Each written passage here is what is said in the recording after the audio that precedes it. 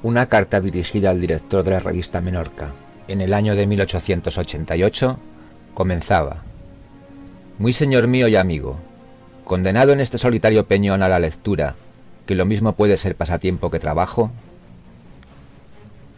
El nombre de Farragut nos evoca la clase de destructores estadounidenses que operaron en aguas del Pacífico durante la Segunda Guerra Mundial.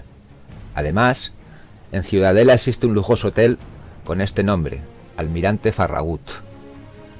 La lectura a la que estamos condenados nos descubre el hecho de que un hombre de origen menorquín llegó a ser el primer almirante de la poderosa Navy y que en los Estados Unidos se creó el empleo de almirante exclusivamente para honrarle, hasta el punto de bautizar con su apellido español no a uno de los navíos de sus numerosas flotas, sino a toda una clase de ellos. Por otro lado, la circunstancia de que sus hazañas, vida y orígenes no fueran de muy general conocimiento entre sus compatriotas, ya que no muchos ofrecían noticias fidedignas de estos extremos, impulsan el pasatiempo de ir recogiendo cuantos datos y anécdotas se pueden encontrar y leer de este singular hombre y de su tiempo, las cuales, a medida que aumentan en número, permiten descubrir su oculta figura, la de sus contemporáneos, la de su época y, sobremanera, la de su origen.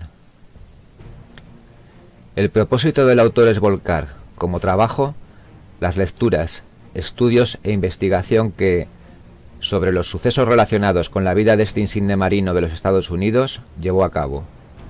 Todo ello junto con la intención de reflejar otros interesantes datos, acontecimientos, noticias y anécdotas que nos remitirán continuamente a Isla de Menorca, la cual será mostrada desde una óptica tanto civil como militar, este último aspecto de gran influencia en su devenir.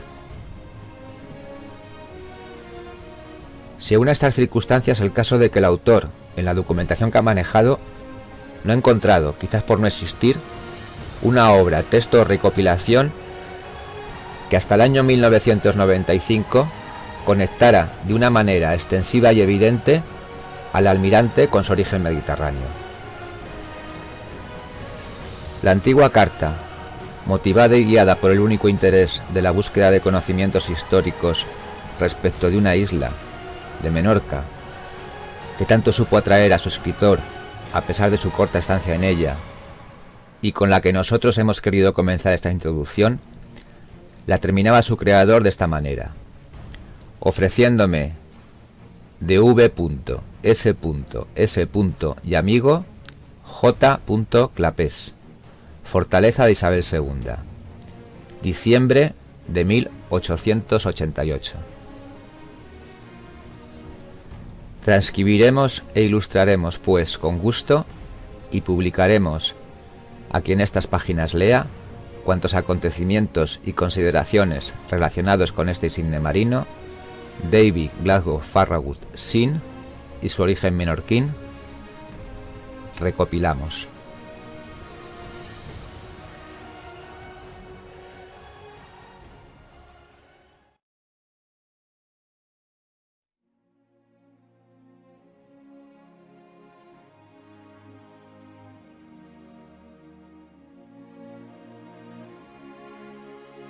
No interesa a este capítulo un estudio detallado anterior al de la conquista de la isla y su incorporación a la corona de Aragón por Alfonso III. Los datos son tan imprecisos y vagos en muchos de sus períodos que pocas deducciones podrían ser de interés. No obstante, conviene saber que, en la época prerromana, fenicios y cartagineses establecen factorías e influyen más o menos en sus relaciones con la Balear Menor. Son los romanos, al ser conquistada por ellos Menorca, año 122 a.C., los que exacta y certeramente le dan trascendencia militar y señalan en ella su punto neurálgico, cuya importancia más tarde se ha mantenido a través de los tiempos, el Portus Magus o Mago, Mahón y después Mao de nuestros días. La dominación omeya se puede cifrar comienza en el siglo X en sus primeros años, ya que en el 903 es nombrado gobernador de las Baleares el emir Isam dependiente del Califato de Córdoba.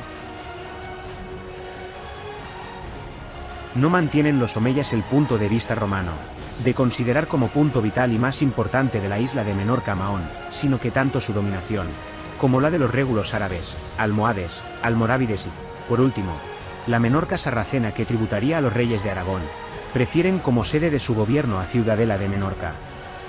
Seguidamente porque encuentran mayores facilidades para su relación y comunicaciones con la Balear Mayor, Mallorca.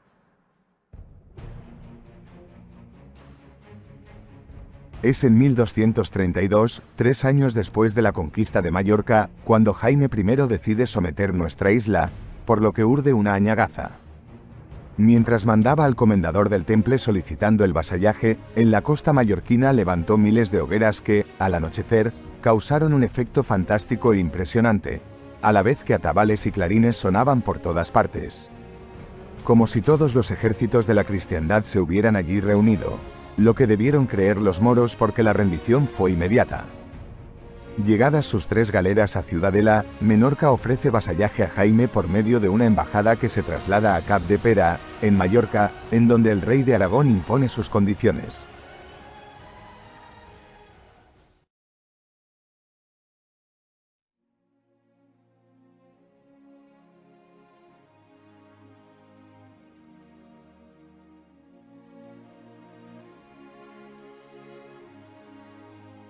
Pedro Ferragut, natural de Jaca, provincia de Huesca, acompañó a don Jaime I de Aragón en la conquista de Mallorca y en la de Valencia ganó el renombre de experto capitán, salpicando reiteradas veces sus armas con sangre agarena.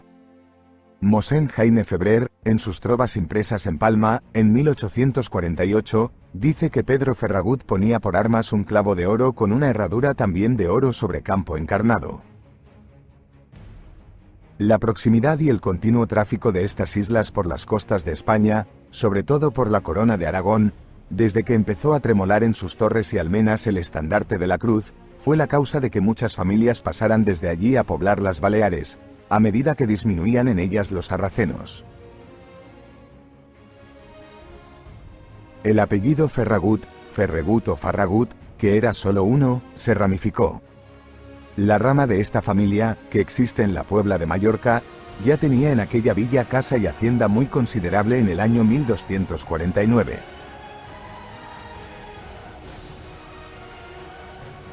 Por las actas del Grande y General Consejo del Reino de Mallorca consta que de la familia de Ferragut fueron consejeres del mismo. Bernardo Ferragut, de la Puebla en 1461 y 1491. Valentín Ferragut, de la misma villa en 1492. Julián Ferragut, de Sanselles en 1500. Bernardo Ferragut en 1505 y 1509. Jorge Ferragut, de Sanselles en 1506. Marcos Ferragut, de Sineu en 1512. Bartolomé Ferragut en 1513. Bernardo Ferragut en 1516. Onofre Ferragut en 1534. Pedro Ferragut en 1536, 1539 y 1540. Gabriel Ferragut, también en 1540. Lorenzo Ferragut en 1542. Miguel Ferragut en 1563. Era de Sansellas. De esta familia también ha habido jurados en la ciudad y reino de Mallorca. Bernardo Ferragut, en 1516. Juan Ferragut, en 1583. Gabriel Ferragut, en 1585, 1590 y 1605. Juan Ferragut, en 1683. El canónigo Agustín Ferragut, que murió en 1576, fue gran teólogo e insigne bienhechor de la Casa de Arrepentidas de Palma. Pablo Ferragut fue uno de los mallorquines más instruidos en la historia y topografía de su patria, como lo afirma Moreri y otros autores.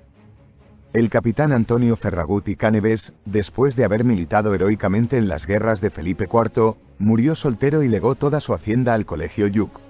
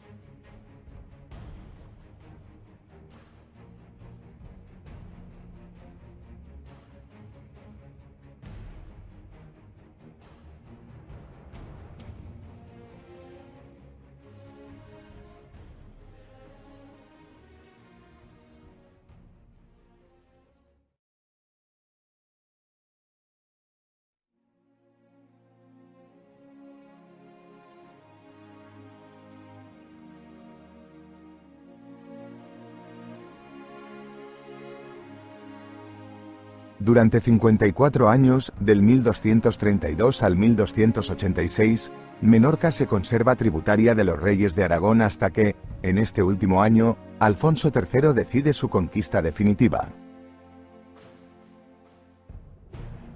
El 5 de enero de 1287 fondea la escuadra aragonesa en Mahón y desembarcando sus fuerzas en su costa norte, en las proximidades del actual predio de San Antonio y en la isleta dels Conills, llamada desde entonces Isla del Rey, cercan el castillo y ciudad, que se le entregan sin resistencia.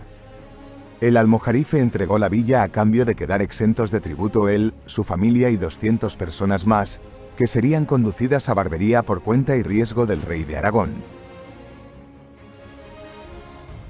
Con Fernando I el Católico se realiza la unidad de España.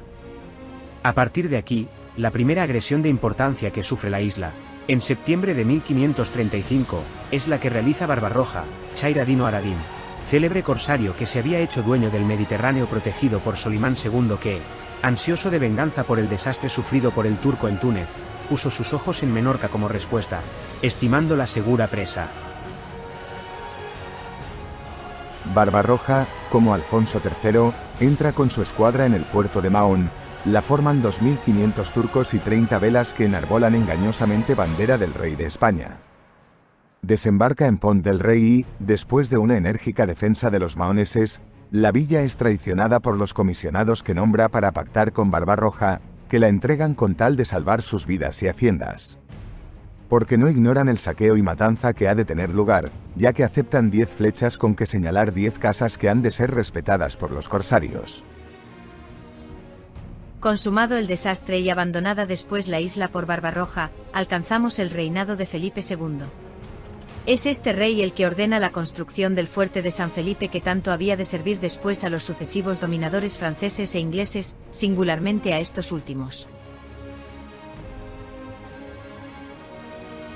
En el año 1558, Menorca es nuevamente objeto de los ataques del turco.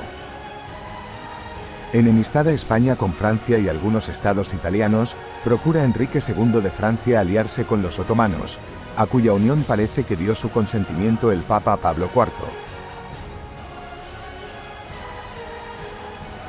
Con objeto de distraer las tropas del monarca español, los turcos se deciden a enviar una expedición contra Menorca. El 29 de junio de 1558 avista la plaza de Mahón la flota enemiga compuesta por 15.000 turcos y 150 velas.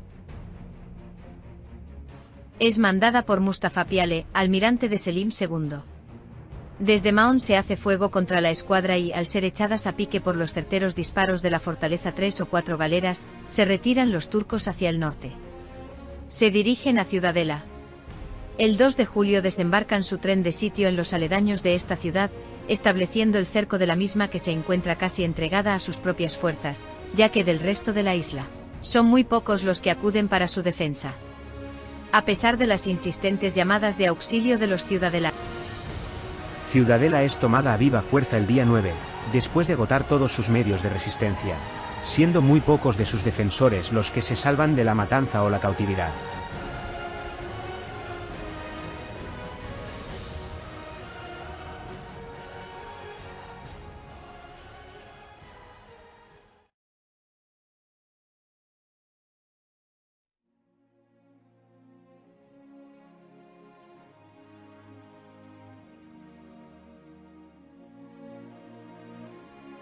A finales del siglo XIX, con motivo de la visita del almirante Farragut a Menorca en el año 1867, se tenían serias dudas de que semejante apellido hubiera existido jamás en la isla de Menorca.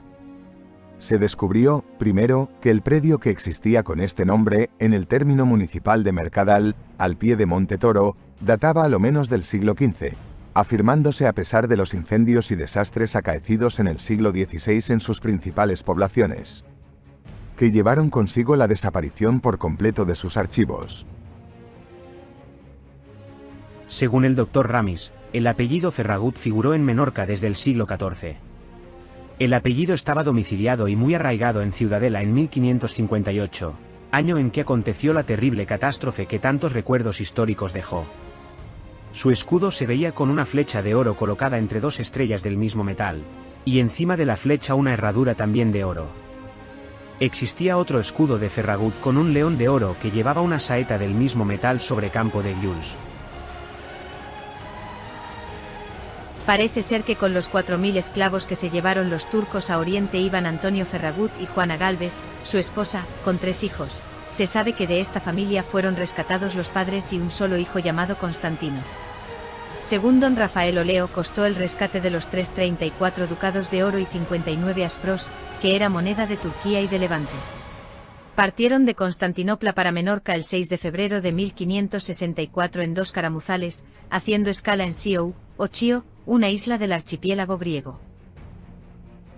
Don Francisco Hernández Sanz, en los años 20 del siglo XX, trasteando en los archivos de Menorca, encontró entre corroídas páginas, que tocaban ya su último periodo de vida, unas cartas auténticas escritas desde Pera, un arrabal de Constantinopla, por el muy ilustre Miguel Ferragut, presbítero, que no se sabe cómo se salvó del cautiverio en aquel entonces, en el siglo XVI.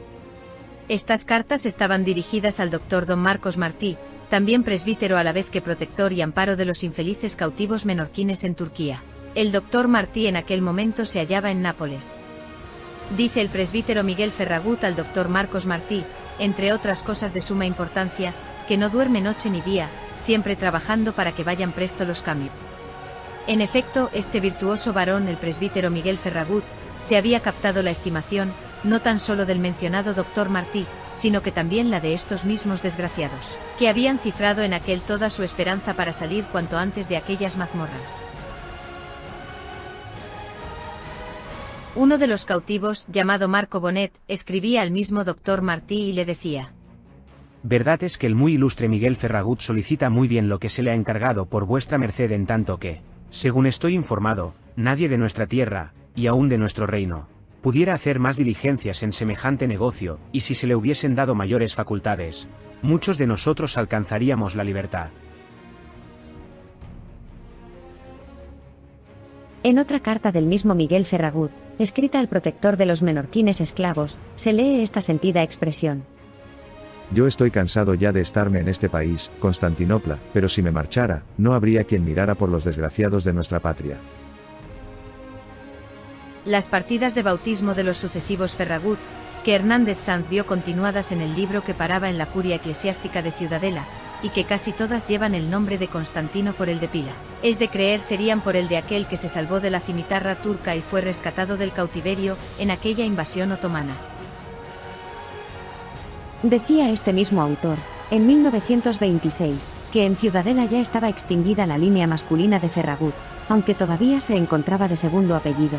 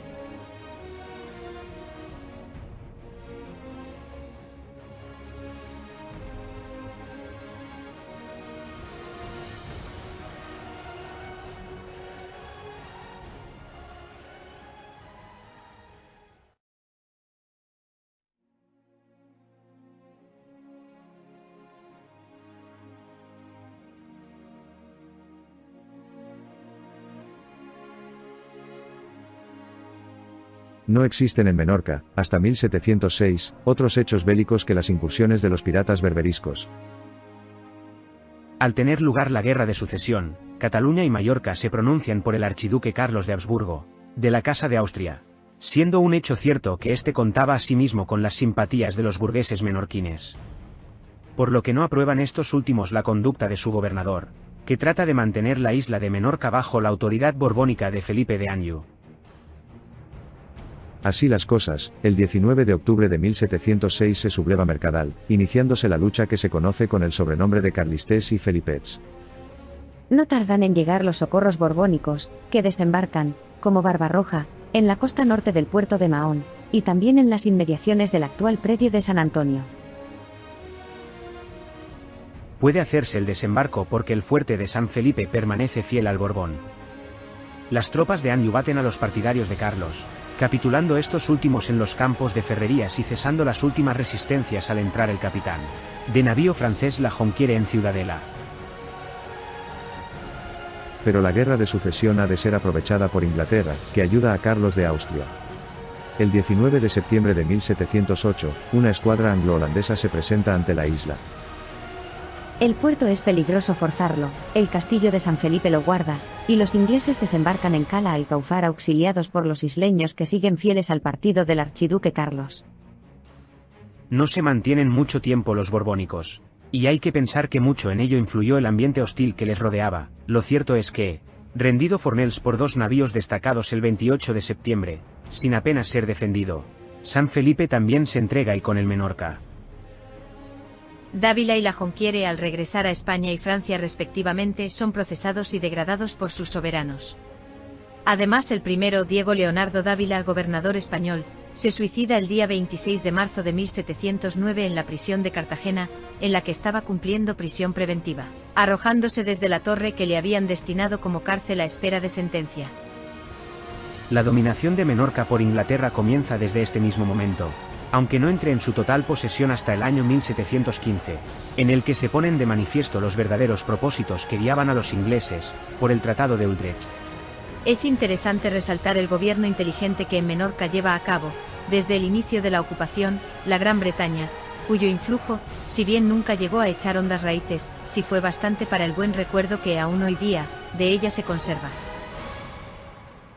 Inicia esta labor el primer gobernador, el coronel Kane, hombre de grandes energías, honradez y elevada cultura que, bajo una paternal y feliz administración, da un gran impulso a la isla construyendo su primera carretera, Escamiden-Kane, protegiendo a la agricultura y a otras obras que se salen de los fines de estas consideraciones.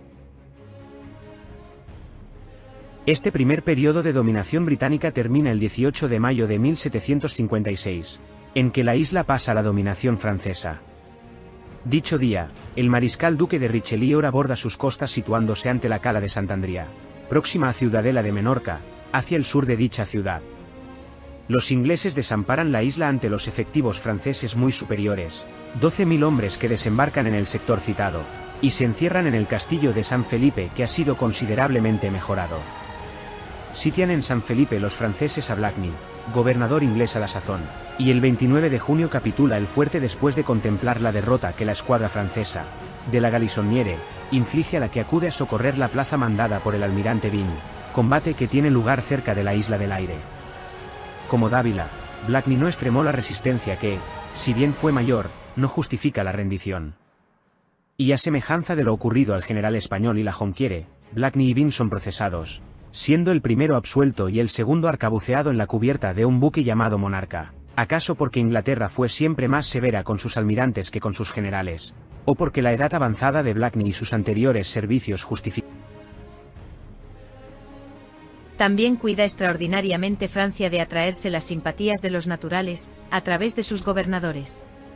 7 años dura la dominación francesa, ya que por el Tratado de París, 10 de febrero de 1763, Francia restituye la isla de Menorca a Inglaterra.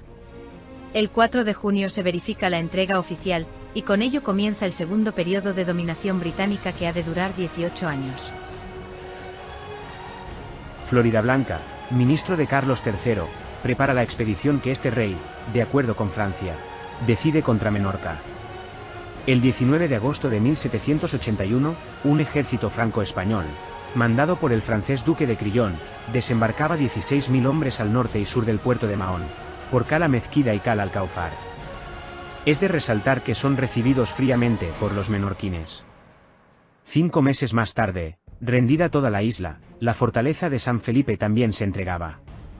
Asimismo conviene anotar la añoranza, de que la población dio muestras, sobre la anterior dominación británica, que se manifestó con la aparición de paz. Se puede considerar, finalmente, el evidente arraigo español, que se mantuvo en Menorca durante todas las épocas no obstante del extraordinario influjo que llegaron a conseguir algunos dominadores, singularmente los ingleses. A ello contribuyó más que un concepto patriótico, que no podía conseguirse con tantas mudanzas, un fuerte sentimiento religioso que fue ardientemente defendido por el clero, y que evitó la captación de los menorquines por aquellos países diferentes del nuestro en religión.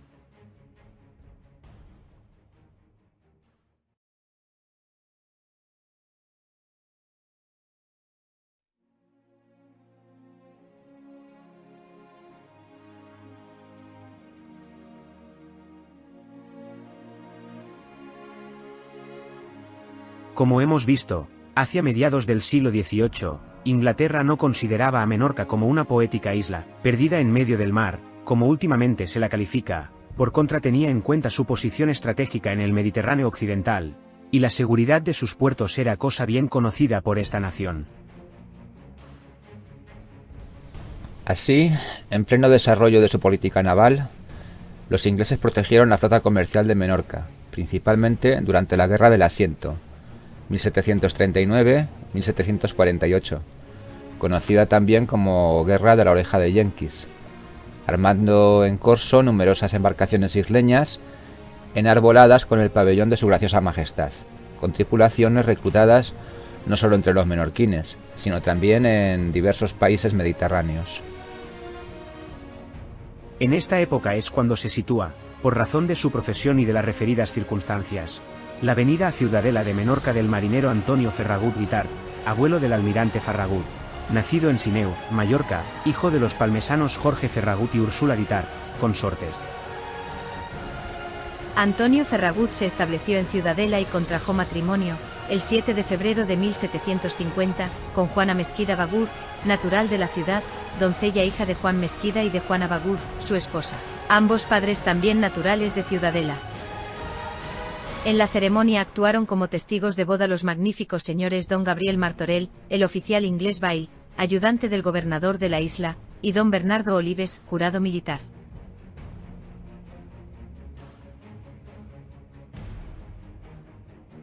De la condición elevada de los testigos se desprende que el marinero Antonio Ferragut había logrado con su profesión marinera un puesto distinguido en la sociedad ciudadelana de aquel tiempo, o por otra parte, que no fuera, como se ha creído, un simple marinero, sino más bien un destacado marino, cadete o guardia marina citan algunos autores, investido de algún cargo importante con el tiempo. También podría deducirse que por un casamiento favorable, emparentó con una familia de buena posición local. Como primer y al parecer único hijo de este matrimonio, nació en Ciudadela, 5 años después, un niño al que pusieron por nombre Jorge, como su abuelo. Este niño, ya de joven, emigraría al Nuevo Mundo, a América, donde después de muchas aventuras, sería padre de David Glasgow Farragut Singh, el primer almirante de los Estados Unidos.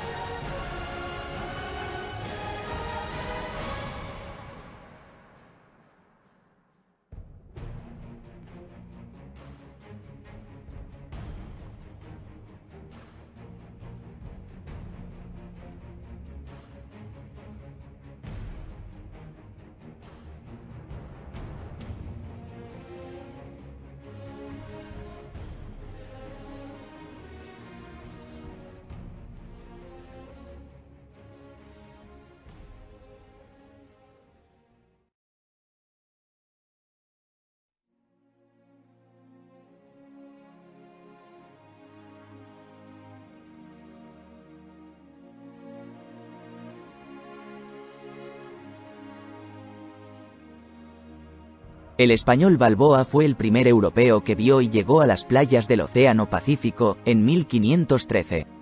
En cambio, al contrario que en el sur, durante mucho tiempo fueron completamente estériles las dispendiosas expediciones de los españoles al vasto continente de la América del Norte, que solo aprovecharon a la geografía.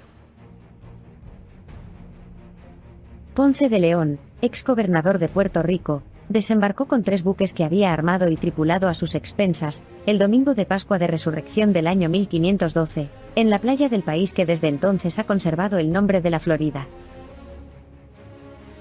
Nombre que aquel día le dio su descubridor, anciano ya y que según la tradición había llegado allí porque le habían dicho que en aquella parte de América existía una fuente milagrosa cuya agua comunicaba, al que la bebía, una juventud eterna. Pánfilo de Narváez, el adversario de Hernán Cortés, marchó en 1528 con 300 guerreros a la Florida en busca de aventuras, pero se ahogó en la desembocadura del Mississippi. Una misión española de padres dominicos, que en 1547 quiso convertir a los indios de la Florida, sucumbió también. En 1562 una colonia de hugonotes, protestantes franceses, organizada por el almirante Gaspar de Coligny, llegó al sitio que hoy ocupa San Agustín de la Florida, una de las ciudades más antiguas de los Estados Unidos. Esta expedición fracasó y los emigrantes, extenuados de hambre, regresaron a Francia. Otra tentativa similar, también de hugonotes, tuvo más éxito, pero muchos de ellos se dedicaron a la piratería apresando buques españoles, hasta que una expedición militar hispana, mandada por Meléndez de Avilés, los exterminó. Desde entonces, año 1568, se mantuvieron los españoles en San Agustín de la Florida, fundando la primera colonia permanente de este país.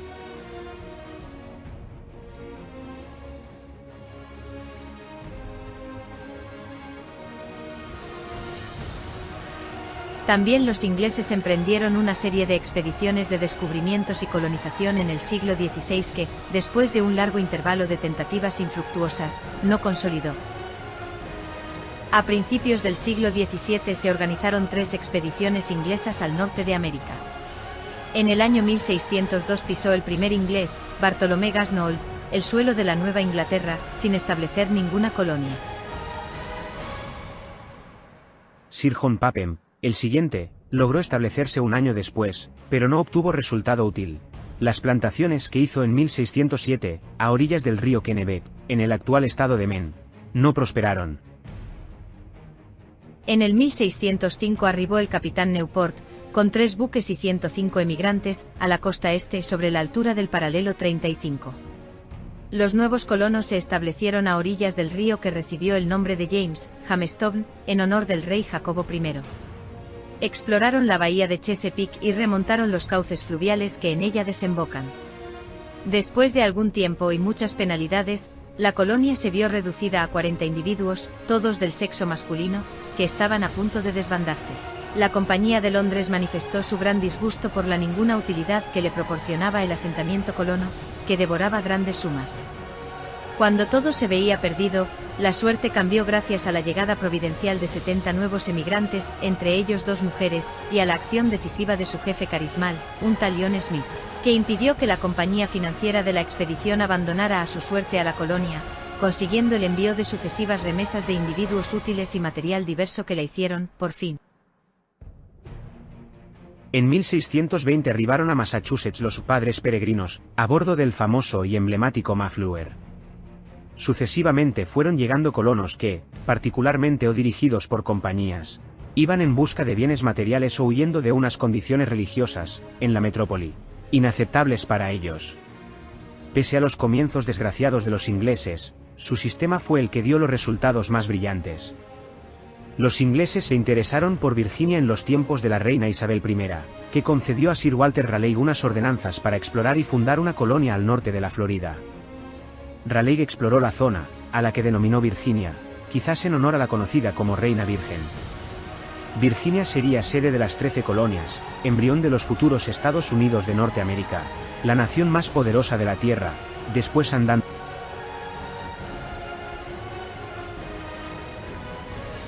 Los progresos de los franceses en la América del Norte empezaron a ser de año en año más notables desde que el preclaro talento de La Salle había abierto a sus compatriotas nuevos y vastísimos horizontes. En junio de 1701, Delemat Cadillac fundó la primera colonia de europeos en el Michigan, a la cual llamó Detroit. El fuerte y la colonia de San Luis, fundados por el explorador René Robert Cavelier de La Salle, se mantuvieron y prosperaron, de modo que 20 de sus habitantes franceses pudieron acompañar en el año 1701 a Henry de Tonty en su expedición por el Mississippi. Le Moyne de Iberville ancló con algunos buques en la bahía de Mobila, donde su hermano fundó, 2 años después, la estación que llamó Rosalía y que se convirtió en la ciudad de Natchez. En 1702 se establecieron en este territorio unas 30 familias francesas que sobrevivían miserablemente cazando.